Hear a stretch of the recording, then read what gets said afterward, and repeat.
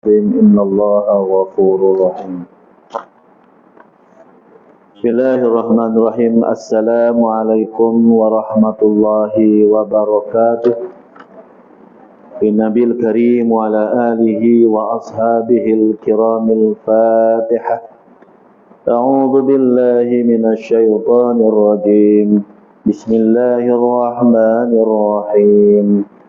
الحمد لله رب العالمين الرحمن الرحيم مالك يوم الدين إياك نعبد وإياك نستعين اهدنا الصراط المستقيم صراط الذين أنعمت عليهم غير المغضوب عليهم ولا الضالين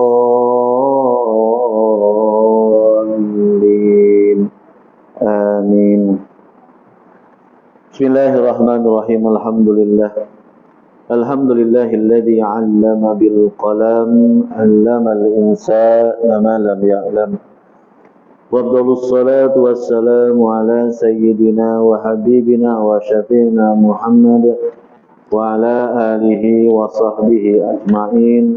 لا حول ولا قوة إلا بالله العلي العظيم. Amma ba'du, yang saya hormati dimuliakan untuk ketua kampung, yang saya hormati tuan-tuan imam, tuan-tuan Bilal, tuan-tuan haji, tuan-tuan hajah, tuan-tuan guru, ibu-ibu, bapak-bapak, anak-anak, hadirin hadirat yang dirahmati Allah sekalian. Alhamdulillah, syukur kita kehadirat Allah Subhanahu wa taala dengan izinnya, dengan sifat Rahman dan Rahimnya. Mudah-mudahan kuliah kita pada malam ini mendapat barokah, hidayah, inayah daripada Allah Subhanahu wa taala, dan mudah-mudahan ianya menjadi bekalan kita di akhirat insyaallah taala. Jadi saya mohon maaf, kita masuklah pasal yang kedua, iaitu muka surat 35 InsyaAllah yang bab yang ke belakang tu insyaAllah kita akan ulang, mungkin akan datang lah. Adab qada hajat ni saya minta izin untuk tangguh sekejap lah. Kita masuk pasal yang kedua pada menyatakan adab mengambil air sembahyang, yakni wuduk. Surat 38. Maka apabila selesai daripada istinja, jangan ditinggalkan bersiwak. Kerana sabda Nabi SAW, as-siwaku mathaharatun lil fami wa mardatul lirabbi wa muhiddatul lil basar. Di sini dia menyatakan bahawa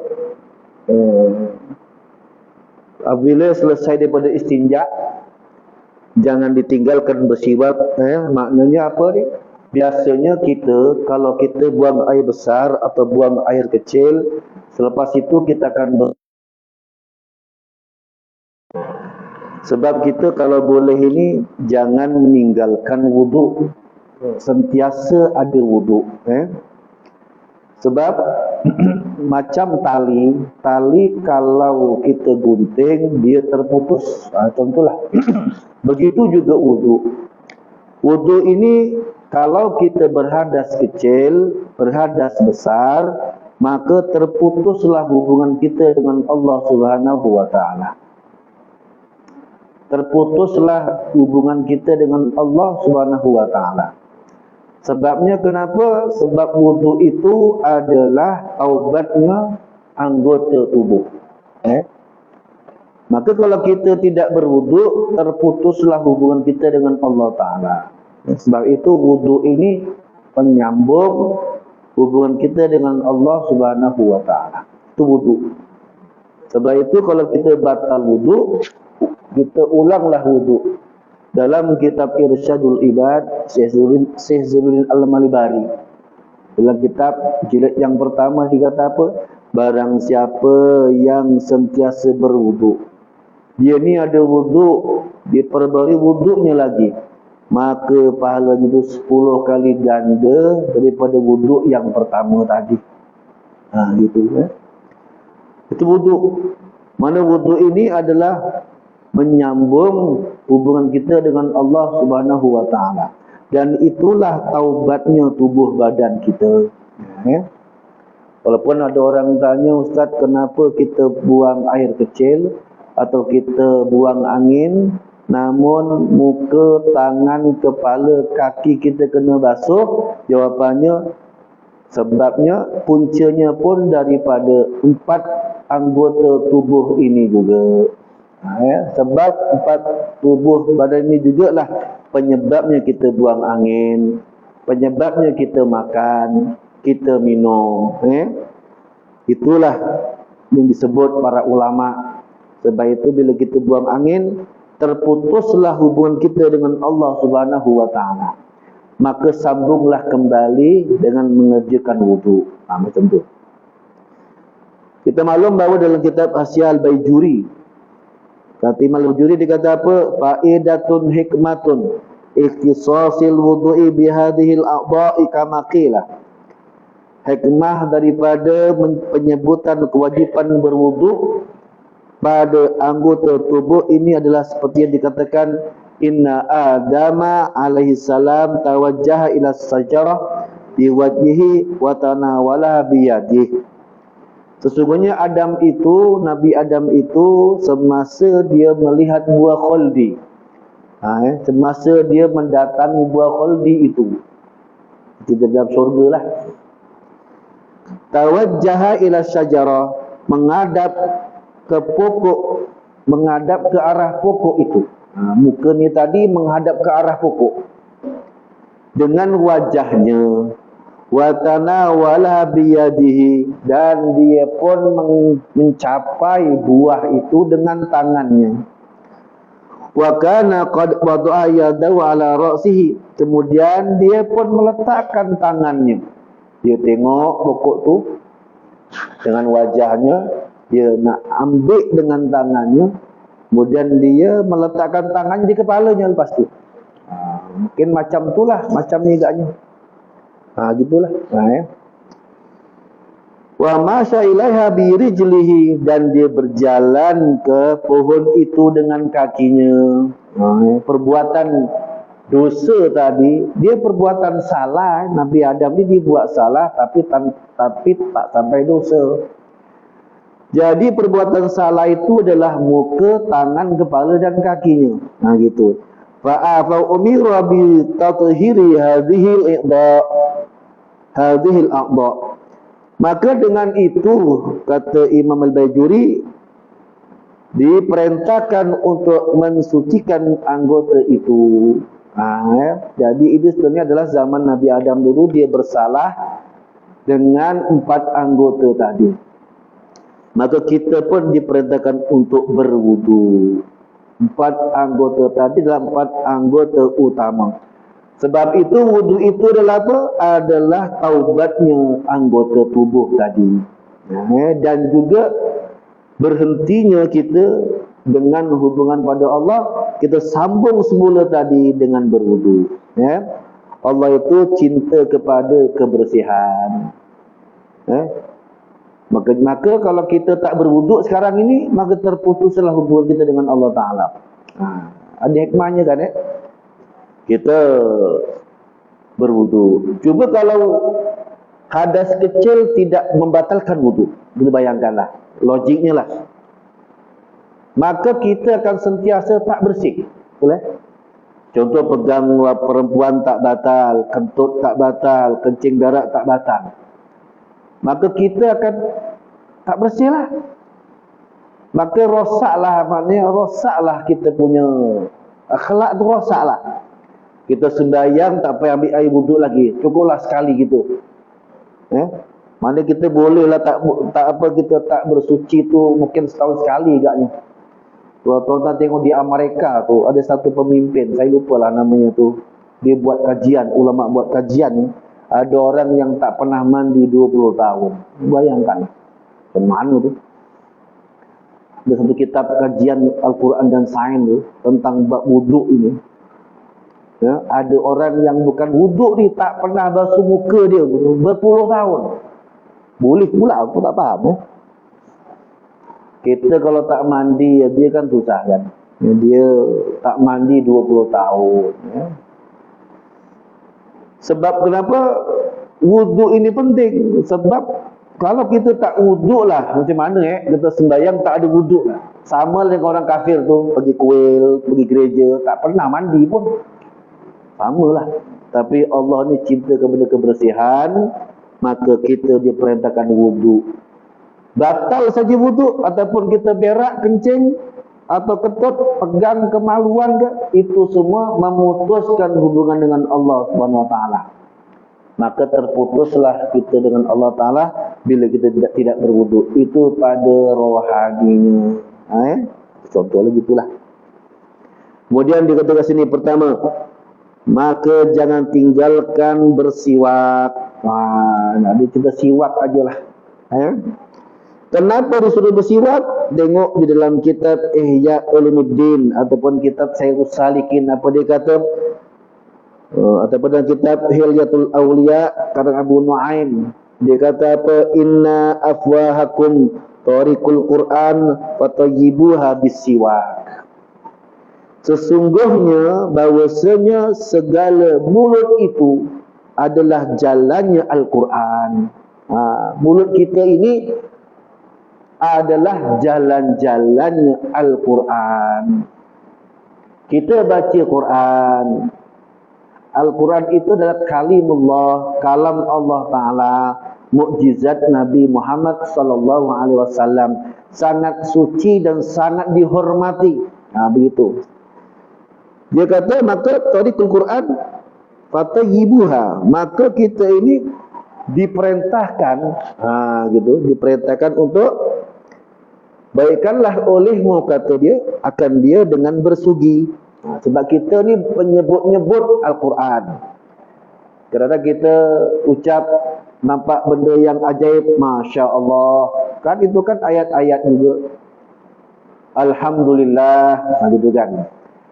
Jadi kerana mulut kita jalan-jalan Al-Quran, diperintahkan bersih mulutnya. Gitu. Dia faham Macam itulah. Sebab itu disuruh gosok gigi. Gitulah. Sebab kenapa? Sebab mulut itu adalah jalan-jalan Quran. Kita disuruh qiraatil Quran. Baca Al-Quran, kena baca Al-Quran. Maka dengan itu mulut kita diperintahkan untuk dibersihkan. Maksudnya kita bukan selalu baca Quran pun, contohnya lah. Tapi itu jalan-jalan Quran. Maksudnya kalau kita sembahyang, kita baca Quran dalam sembahyang tu. Kalau kita baca hadis pun ada nilai-nilai murni kat situ. Jadi kita, itulah jalan-jalannya Al-Quran. Mulut kita ini diperintahkan untuk membersihkannya. Kemudian sampai sini faham Maka kita disuruh kita bersugi. Jadi bersugi itu apa? Saya pun buka dalam kitab Syekh Wahbah Zuhaili. Dalam kitab Fiqhul Islam wa Adillatuh, dikata apa? Isti'malu audin aw nahwiha ka asnani wa sabun. Siwak adalah penggunaan kayu atau sejenisnya seperti sikat dan pasta gigi. Ini bahasa Indonesia lah. Sikat tu maknanya berus gigi. Dipanggil sikat gigi. Jadi siwak adalah perbuatan ataupun penggunaan kayu atau sejenisnya seperti brus gigi dan ubat gigi. Maknanya zaman dah semakin moden, berubahlah. Dulu guna kayu arak. Kayu arak ini kalau tuan-tuan buka sejarah penggunaan kayu arak ini ataupun kayu siwak ini bukan zaman Rasulullah saja, bukan zaman Islam, tidak. Di zaman 3.500 tahun sebelum Masihi, di zaman Babylon dulu, dah brus gigi ataupun brus gigi, guna kayu arak. Maknanya kita kalau kita guna brus gigi, apakah sudah memadai disebut siwak? Sudah. Maknanya brus gigi dan juga siwak, kayu siwak tu sama. Tapi kata ulama yang afdal adalah kayu siwak. Gitu kayu siwak lah. Sekarang pun ada ubat gigi daripada kayu sugi. Ada kan. Sebetulnya kayu siwak yang digunakan itu bukan kayu siwak aja. Boleh menggunakan kayu zaitun. Kenapa siwak ini penting? Penting. Contoh kalau buka sejarah peperangan. Umar Al-Khattab dulu ada satu peperangan. Dalam perang-perang itu Islam ini hampir kalah. Hampir kalah. Dalam perang itu sukar nak menang. Begitu. Maka Umar Al-Khattab merasa bingung. Selama ini Islam senang nak mengalahkan musuh dalam peperangan. Itu sejarah lah. Maka dikumpulkan para sahabat. Para sahabat berkumpul ramai-ramai. Ditanya, kita sekarang ini dalam perang, wahai para prajurit semua, nampak gayanya kita perang ini macam nak kalah. Gitu. Susah benar kita nak menang pada hari ini. Maka ditanya, biasanya kata Umar Al-Khattab, peperangan ini akan dimenangi oleh Islam dengan sebab mengerjakan sunnah-sunnah Nabi. Maka ditanya para sahabat, siapakah malam tadi yang tidak sembahyang tahajud? Perang-perang rehat-rehat, malam itu semua sembahyang tahajud. Kata para sahabat, ya Rasul, ya Umar, kami semua sembahyang tahajud malam tadi. Apakah ada tak di kalangan kamu ini yang tidak sembahyang duha? Sahabat kata, kami sembahyang duha ya Umar. Apakah kamu ni ada yang tak sembahyang qabliyah ba'diyah? Kami mengerjakan semua ya Umar. Gitu kan. Namun dipikir-pikir kata satu sahabat, ya Umar, kata dia, bahawa di antara kita ini ada yang tidak bersugi.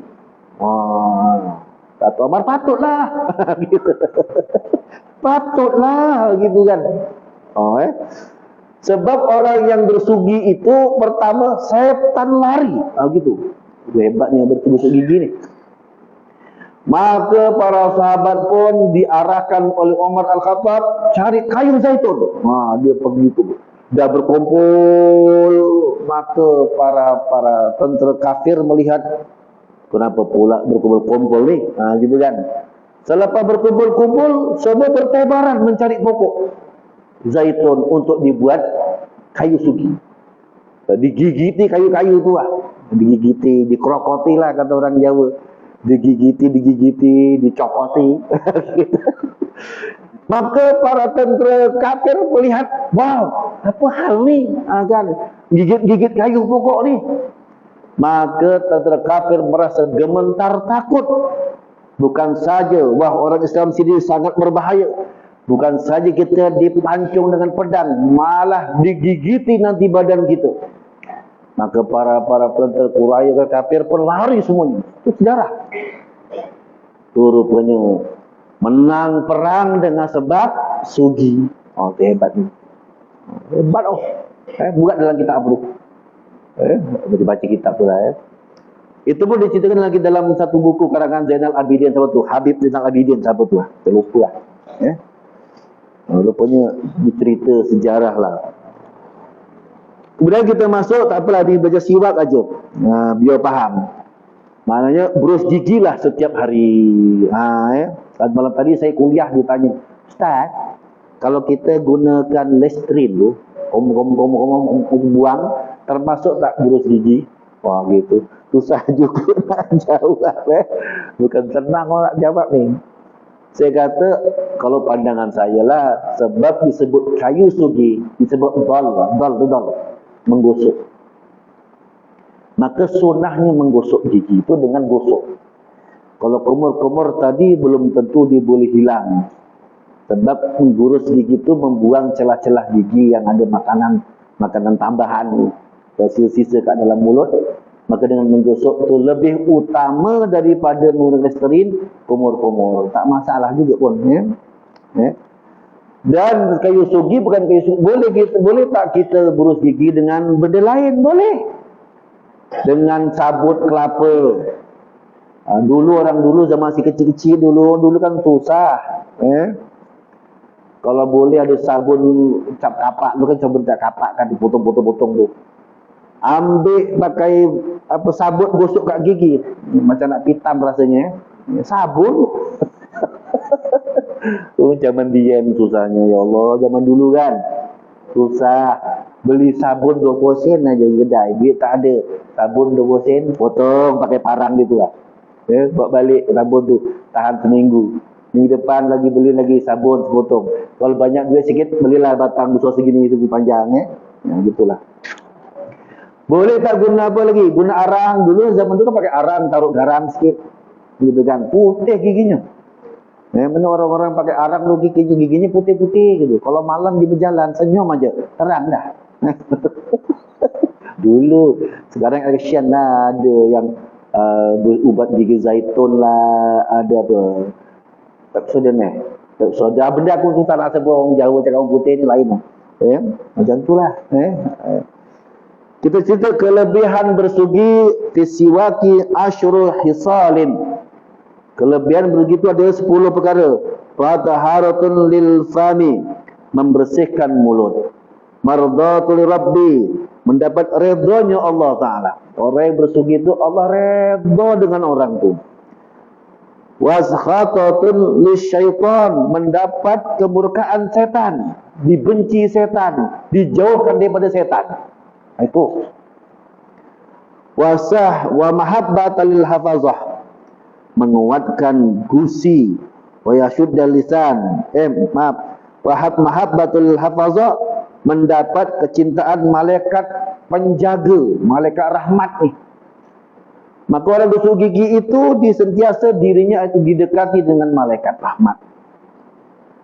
Wasyiddul lisah, menguatkan gusi. Wayutibul fama, mewangikan mulut. Jadi ada 10 kelebihan ini. Kemudian wa yaqta'u lil balgham, menghilangkan kahak. Wa yutfi'ul barrah, memadamkan kepahitan. Wa yajlul basar, menjelaskan penglihatan. Wa yuwafiqus sunnah, dan menepati sunnah.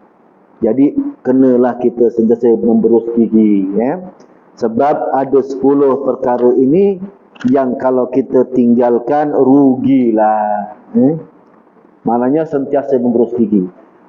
Cuma dalam bab memberus gigi ini biasanya yang menjadi masalah ataupun soalan-soalan adalah berkaitan dengan memberus gigi selepas gelincir matahari pada bulan Ramadan. Kebanyakan ulama mengatakan harus memberus gigi selepas gelincir matahari, kecuali siapa yang ikut pandangan Imam Ramli, memberus gigi selepas gelincir matahari di bulan Ramadan adalah makruh. Itu dipegangi oleh kebanyakan ulama-ulama mazhab Syafi'i. Dalam kitab Kifayatul Muhtaj, contohnya kitab Mutal Badrain, lebih menjurus kepada makruh berus gigi selepas gelincir matahari. Kerana apa? Berdasarkan dalil orang yang berpuasa itu bau mulutnya lebih harum daripada kasturi. Namun ulama yang berpandangan tidak makruh berpandangan pada apa? Memberus gigi itu lebih utama daripada dalil yang itu tadi. Lebih utama. Sebabnya 10 kelebihan tadi, bersihkan mulut, disayangi malaikat, dijauhkan setan. Maka ulama-ulama itu mengatakan apa? Berus gigi selepas gelincir matahari itu adalah disunnahkan. Itu juga dipegangi oleh siapa? Imam Nawawi dalam kitab Majmu' Syarah Muhazzab. Itu Jadi kita nak ikut yang mana Ustaz? Suka hati kau orang lah nak ikut yang mana. Nak gosok boleh, tak gosok pun boleh. Tengok keadaan lah. Kalau kita bulan Ramadan sudah gelincir, kita beri salam, Assalamualaikum. Sebelah pun pengsan. Berus gigi lah. Assalamualaikum tuan. Waalaikumsalam. Pengsan, berus gigi lah. Contoh gitulah. Mana dua-dua ini? Tapi kalau kita belajar dulu kita Mutal Badrain, memang makruh. Itu pun pada pandangan Imam Syafi'i kaul qadim dan kaul jadid, dua keadaan. Kaul qadim kata makruh, kaul jadid kata tidak makruh. Gitu. Bolehlah pakai. Nanti kalau kita kata berus gigi selepas gigi tarik, ikut kaul jadid Imam Syafi'i, gitu. Ikut Imam An-Nawawi. Kalau kita kata makruh berus gigi lepas gigi tarik, kita ikut Imam Ramli. Itu pun ulama besar mazhab Syafi'i. Boleh gitulah. Gitu ya. Kemudian ya. Salatun bisiwaki afdalu min sab'ina salata bila siwakin. Satu sembahyang itu dengan bersiwak lebih afdal daripada 70 sembahyang dengan tiada bersiwak. Ya. Biasa kita bawa kayu siwak lah. Dulu saya rajin bawa kayu siwak tu. Sampai keras ke mata kayu siwak kat rumah tu. Tak pernah pakai. Ya. Rajin beli di balik umrah lepas pun bergulung-gulung tu. Ya. Tak pernah tengok pun. Ya. Kemudian kita masuk ke sunahan pula. Ada 12 kesunahan bersiwak. Pertama, dimulai dengan niat wisannu ayyan wiya bisiwaki sunnah. Dan disunatkan berniat dalam bersiwak dalam rangka untuk melaksanakan sunnah. Maka kita disunatkan untuk berniat. Sahajaku bersiwak kerana Allah Subhanahu wa ta'ala. Maka boleh siwak begitu. Sebagaimana kitab dalam Abdul Kata Imam Ramli, kalau kita bersiwak tidak berniat, maka kita tidak diberi pahala. Gitu pula kata Imam Ramli. Namun ada satu imam siapa saya lupa namanya tu, Birmawi. Ini imam besar juga mazhab Syafi'i tapi kurang terkenal. Apa dia kata? Walaupun tidak berniat siwak, namun perbuatan itu yang dilakukan kerana sunnah Nabi, maka tetap diberi pahala walaupun tanpa niat. Dengan syarat bukan mesti kena niat ibadah itu. Faham tak? Macam kita wudu kan wajib niat. Maka dia niat itu dapat pahala yang besar. Kalau dia tinggalkan maka tidak sah. Tapi siwak ini nak niat boleh, tak niat pun boleh, sebab dia bukan syarat untuk niat. Itu kata Imam Birmawi. Faham? Dia kata Imam Ramli kata kalau siapa yang dia bersiwak namun dia tidak berniat, tidak mendapat pahala akan pekerjaan siwak itu. Namun kata Imam Birmawi kata pula, walaupun tak niat, namun perbuatan itu ada perbuatan sunnah Nabi yang afdal, maka tidak niat pun diberi pahala yang besar juga. Dua-dua boleh pakai. Gitu ya. Yang pertama, mulakan dengan niat. Sahaja aku memberus gigi ni kerana Allah Subhanahu wa ta'ala. Ya. Kemudian, maka bacalah doa Allahumma bayyid bi asnani wa syuddu bil lisati wa sabbit bihi lahati wa barik li fi ya arham. Ya Allah, semoga engkau putihkanlah gigi-gigiku. Bahasa Melayu je doa. Tak baik bahasa Arab, memang tak hafal dah. Tu yang kita nak hafal dia tak boleh. Ya Allah, putihkanlah gigi-gigiku. Kukuhkanlah gusi-gusiku. Gitu. Kuatkanlah tarik turun nafasku. Gitu ya. Dan berkahilah diriku, wahai Allah yang maha pengasih. Macam tu. Itulah. Ya Allah, putihkanlah gigiku. Minta Allah kekalkan putih giginya sampai mati. Minta gusi-gusinya kuat. Gitu kan. Ada orang umur 80 giginya masih kuat lagi. Kan. Banyak orang yang giginya 60-70 dah tak ada gigi lah. Macam saya 50 ni alhamdulillah masih ada gigi lah. Masih boleh gigit orang lagi lah gitu. Kalau gigit ayam tu tulangnya pun masih boleh digigit lagi. Saya punya saudara ada seorang tu gigit aja giginya ke depan. Dah goyang dah. Alhamdulillah masih kuat lagi lah. Kalau mereka kalau gaduh dengan harimau, saya masih boleh gigit harimau tu lagi lah. Macam power tu ya. Yang kedua, bersiwak menggunakan tangan kanan. Kerana apa? Ikut sunnah Nabi. Karena Nabi SAW yu'jibuhu tayammunu fi tana'ulihi wa tarjulihi wa tuhurihi wa fi sya'nihi kullihi. Kata Aisyah radhiyallahu anha, Nabi selalu mendahulukan bagian kanan dalam memakai selipar, menyikat rambut, bersuci dan dalam setiap urusan kehidupan sehariannya. Kanan aja. Sebab itu kalau orang pakai kayu sugi, dia letak dekat kat kocek. Sembunyikanlah. Kadang ada orang yang memang dia penggeli, tengok orang gosok gigi, letak kat kocek, nampak bulu-bulu dia tu kan. Bulu-bulu kayu sugi tu. Ada pula sambal sikit kat situ. Makan nasi lemak tadi, gosok-gosok, letak situ, ada sambal pula. Gitu. Masalah pula orang tengok. Tapi Rasulullah, bila dia bersugi, letak kat mana? Letak kat sini ni, tinggal kiri. Gitu lah. Nabi lah.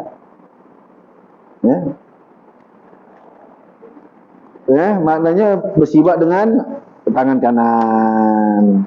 Kemudian yang ketiga,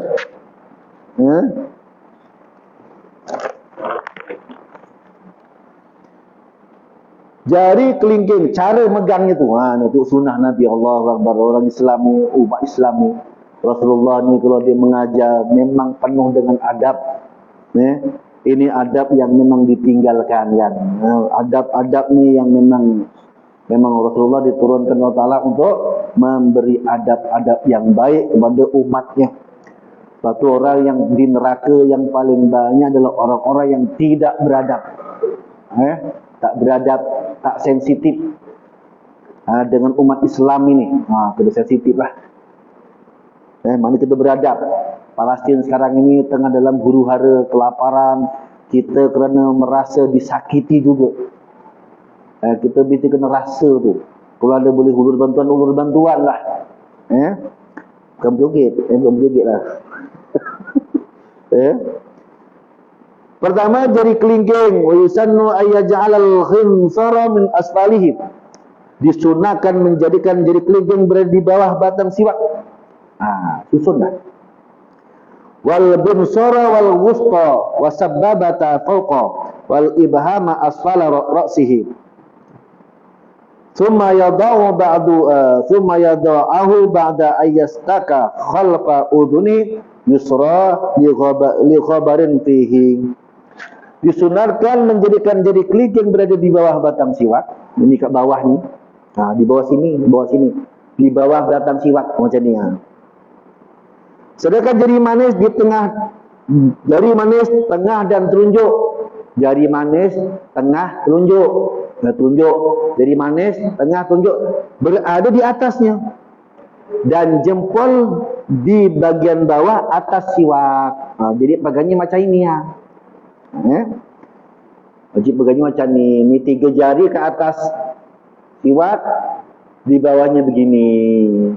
Jadi begini keadaannya megangnya. Lepas ni kalau tuan-tuan nak berus gigi, kaedah ini sunnah.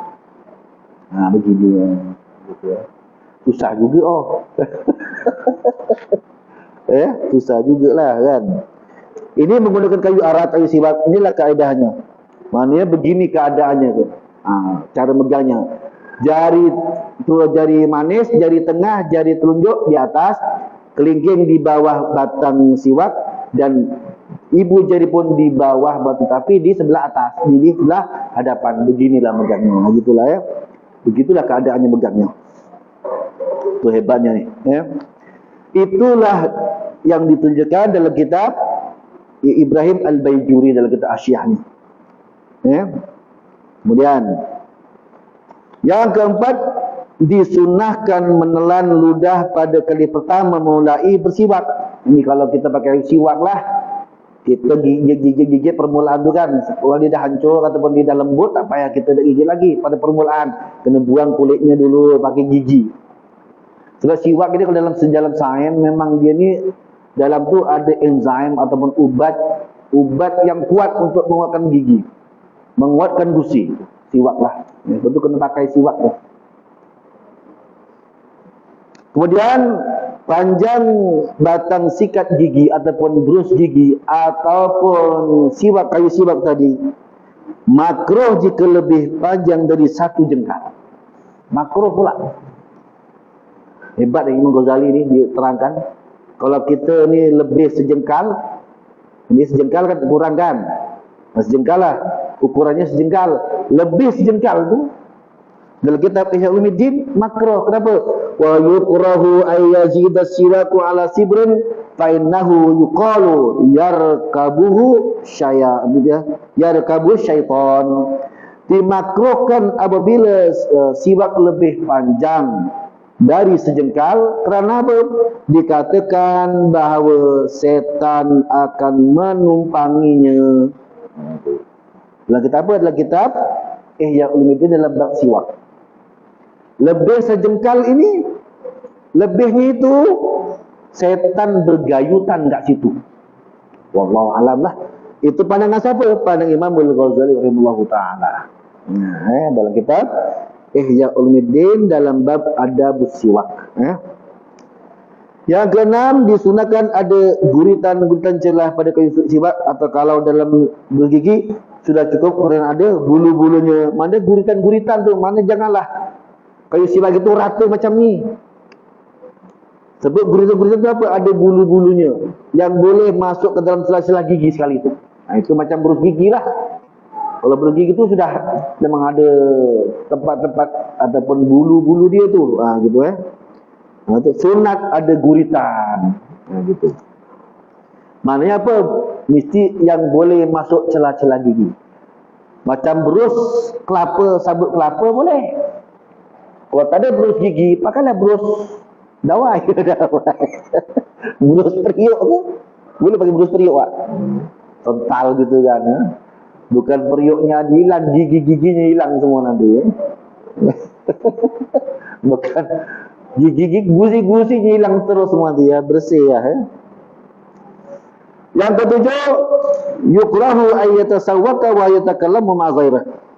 Dia bersikap tenang dan diam. Makruh yukrahu ayyatasawwaka wa yatakallamu ma ghairih. Makruh berus gigi dalam keadaan berbicara bincang-bincang. Tadi pergi mana? Buru gigi pergi jalan-jalan, meleleh dia kan. Gitu kan. Meleleh, pula pergi ada darah-darah lagi kat situ kan. Nah, itu sebab itu dilarang tau. Kenapa? Ini adalah satu ibadah. Ini dalam kita majmuk Imam Nawawi memakruhkan berus gigi dalam keadaan kita bercakap-cakap. Begitu Kenapa? As-siwaku ibadatun yutaqarrabu biha ila Allah taala. Kerana ibadah yang dengannya seseorang itu dekat diri dia dengan Allah Subhanahu wa taala. Ini ibadah, kena serius lah. Gitu. Fayustahabu ayyakuna ala adabin wa sukunin. Kerana itu disunahkan dilakukan dengan adab dan ketenangan. Wala yatasawwaku wa yatakallamu, serta tidak bersiwak ketika berbicara. Jangan bercakap-cakap waktu kita berus gigi. Kalau orang rumah ke anak ke ketika lagi tengah dekat bilik air gigi, jangan tanya. Jangan disuruh bual dalam bilik air gitulah. Kenapa? Berbicara mengurangi kesopanan dan kebersihan waktu siwak. Keduanya dapat menyebabkan air liur tadi yang kotor meleleh keluar. Kemudian tunjuk kurang hormat terhadap sunnah Nabi. Sunnah Nabi ini tertib, tersusun. Bukan boleh suka-suka sembarang-sembarang, tidak. Sunnah Nabi ini tertib. Nabi suka kepada kebersihan dan ketertiban.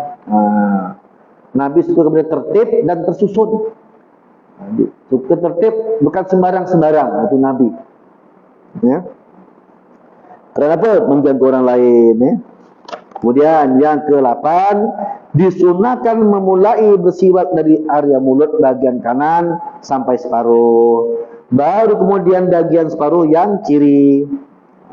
Maknanya kalau dalam kajian siwak tu Nabi dia gurus gigi daripada kanan. Lepas tu ke bawah. Lepas tu atas. Ke bawah. Jadi kita ni macam ni, macam ni, macam ni. Macam nombor 8. Ada kaedah rupanya. Ya. Di sini. Ni kan. Dalam. Turun ke bawah. Lepas tu tarik ke atas ni. Turun bawah ke depan. Gitulah. Macam nombor 8. Kaedah gitulah. Kaedah memberus gigi ada tertibnya. Mesti mula dengan kanan. Gitu kan. Kemudian ke-9, sunat menggosok bagian pangkal gigi geraham baik secara membujur maupun melintang. Di geraham tu digosok juga. Yang depan dia selesaikan. Yang dalam-dalam tu terpulang nak melintang, nak menegak tu. Gitu ya. Kemudian yang ke-10, gosok bagian langit-langit mulut dan gigi-gigi yang masih tersisa secara melintang. Maksudnya dalam tu langit-langit gigi pun kena gosok. Yang ke-11, menggosok bagian lidah secara membujur. Lidah pun kena gosok. Ke-12, gosok-gosok dilakukan secara lembut dan pelan-pelan. Wallahu a'lam. Jadi itulah adab-adabnya bila kita bersiwak. Jadi banyaklah kelebihan siwak dan ulama banyak kitab menyebut kelebihan siwak ini. Sambung lagi sikit.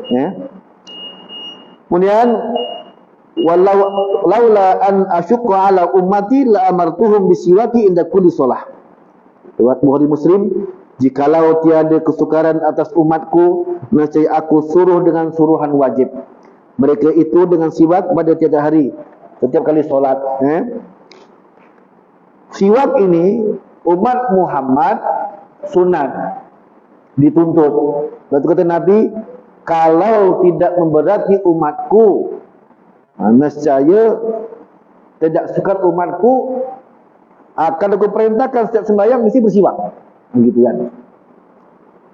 Tapi Nabi tahu umat dia memang tak akan kuat. Maka kata ulama sunat, namun wajib bagi Nabi kan. Rasulullah kan ketika dia nak wafat, dia menunjukkan kayu siwak. Dia nak minta kayu siwak tu. Maka Aisyah pun masukkan dalam mulutnya, dikunyah-kunyahkan biar lembut. Maka Nabi beri pada Aisyah bagi pada Nabi pun menggosok gigi. Barulah Nabi sebut ya Rafiqil A'la, ya Rafiqul A'la. Dia pun meninggal di peha Aisyah radhiyallahu anha. Itu wajib bagi Nabi, tidak wajib bagi umatnya. Sunat. Namun siapa yang mengerjakannya, pertama mendapat redanya Allah Subhanahu wa taala. Nak tidur berus gigi, bangun tidur berus gigi, dan carilah yang halal lah ubat giginya kalau boleh. Tak ada masalah. Apakah termasuk sunnah berus gigi dengan ubat gigi? Sunnah. Namun lebih afdal menggunakan kayu siwak. Tak semua orang boleh guna kayu siwak. Mula-mula kalau pakai siwak sakit gusi. Kita sebab tu berus gigi sunnah pelan-pelan gitu. Gigi kita ni makin panjang. Kalau saya rasa gigi saya ni makin panjang. Sebab kita kalau gosok gigi kan kuat. Gusi je tu jadi pendek. Kita gosok gigi tu, doktor marah kalau kita bukan marah, tegur lah. Dia kata, encik, itu gigi buat itu macam kasih pelan-pelan doktor keling. Kasih pelan-pelan gitu. Cari petubuh gigi yang lembut gitu. Kalau saya suka yang kasar. Kemudian, maka engkau duduk pada tempat yang tinggi padahal menghadap kiblat supaya tiada kena akan engkau percikkan air. Kita sini tengok. Tetapi jangan bersiwak pada ketika 38 Kemudian daripada gelincir matahari, yang itu adalah makruh. Kitab ini menyebut gosok gigi selepas gelincir matahari adalah makruh. Kemudian bacalah Bismillahirrahmanirrahim. Rabbi a'udzubika min hamazati syayatin, a'udzubika rabbi ayyahdurun. Dengan nama Allah yang Maha Pengasih lagi Maha Penyayang, Tuhanku, aku berlindung denganmu daripada bisikan setan dan janganlah sampai ia menggangguku. Ini bila kita nak berwuduk, bacalah doa ini dulu. Tak boleh hafal Ustaz, cukuplah a'udzubillahi minasyaitanir rajim. Boleh itu saja. Boleh faham Dikata duduklah di tempat tinggi padahal menghadap kiblat supaya tiada kena akan engkau percikan air dan bacalah olehmu. Maksudnya kalau kita ni bagusnya berwuduk menghadap kiblat. Itu sunat aja. Tapi kita punya bilik air ataupun pipe air kita tak menghadap kiblat, ya tak apalah. Tak kisahlah. Sebab kita pakai keren. Keren kan? Orang Indian kata keren. Keran ke keren? Keran Keran Nah kitab saya baca Indon, keran lah. Ya. Kalau keren itu ya hebat lah keren kan keren lah gitu kan. Ya. Ini kita dah pakai pipe dulu kan, pakai apa? Pakai baldi, pakai gayung, pakai celuk kan. Maka sebetulnya ambil wuduk boleh dalam baldi. Walaupun kurang 2 kolah kan, boleh. Baldi itu kita ambil, basuhkan airnya dalam kubu-kubu, buanglah. Percikkan itu dimaafkan. Tapi tangan ini kan mustakmal, tidak. Tangan menjadi alat sebagai gayung. Jadi kalau kita berwuduk pakai dalam besin, dalam baldi, ambil itu, letak kat muka, gitu Ambil lagi, basuh tangan. Ambil lagi tangan kiri. Ambil lagi kepala. Ambil lagi kaki. Banyak kali cedok pun tak masalah. Pasal tangan itu menjadi ganti kepada gayung. Tak masalah. Cuma kita takut-takut percikkan itu. Macam tadi saya Ustaz, kita mandi hadas. Kan masuk dalam besin. Sor gitu kan. Kalau besinnya kat situ, kita pun menjauh ke ujung sana. Takut kena percikkan itu kan. Padahal percikan itu dimaafkan. Sebab air mustakmal ini disebut mustakmal adalah di dalam mazhab Syafi'i saja. Dalam mazhab yang lain tidak ada istilah mustakmal, tak ada. Yang mustakmal betul adalah kalau kita mandi dalam besin.